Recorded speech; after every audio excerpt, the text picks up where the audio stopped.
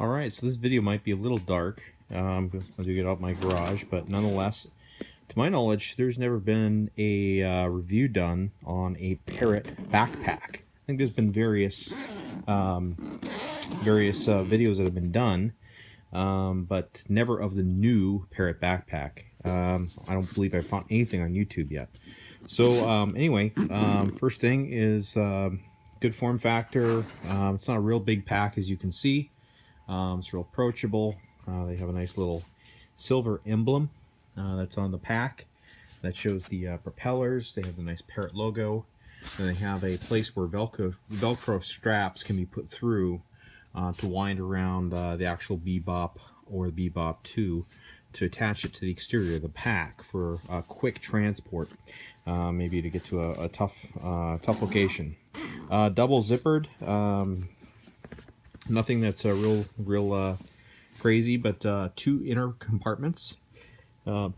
This here is the foam that's for the iPad mini. I know it's real dark, but maybe you can see it a little bit with that angle there.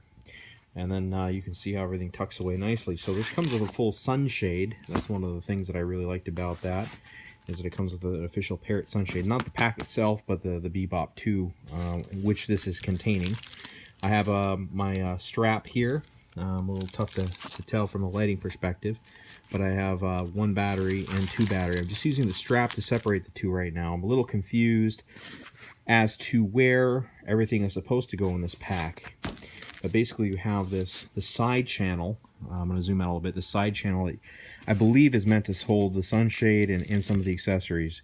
But there really isn't necessarily a called for location to put the batteries.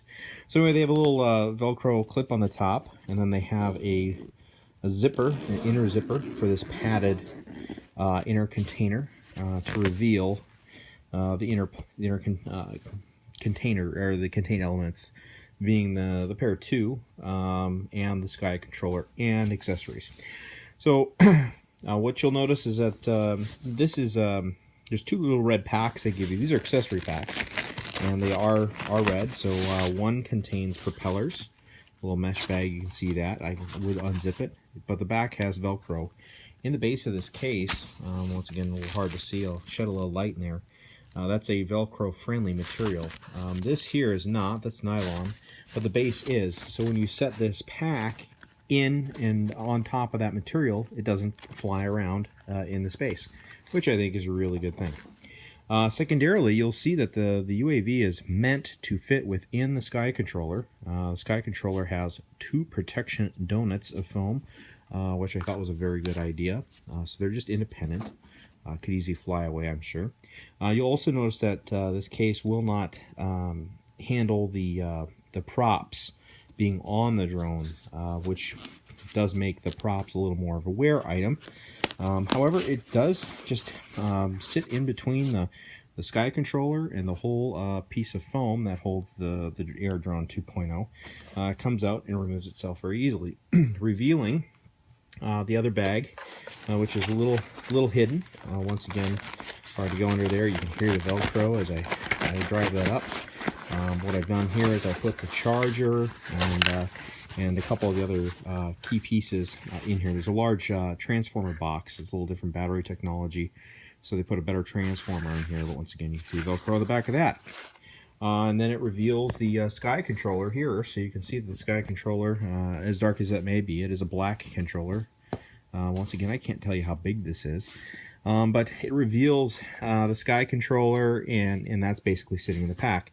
So you can see that the Sky controller really was the driver. You know, it's a very large controller, and the UAV actually sits within the controller. So I thought that was kind of an interesting approach. So I'm not really sure. You know, it looks like theoretically, I ordered 3 different batteries, by the way, 3 additional batteries. I have room and space to put one more battery here. You also notice, if I were to lift this, you will see it's really dark, but let's see if I can lighten that up or not. But you can see that there's no battery. You can see kind of the badging that would normally be hidden by the battery. So you typically have one battery in the controller probably already, and you'd also have a battery on board here, which obviously you see there is no battery locked in. So in theory, that's where you have two of the batteries.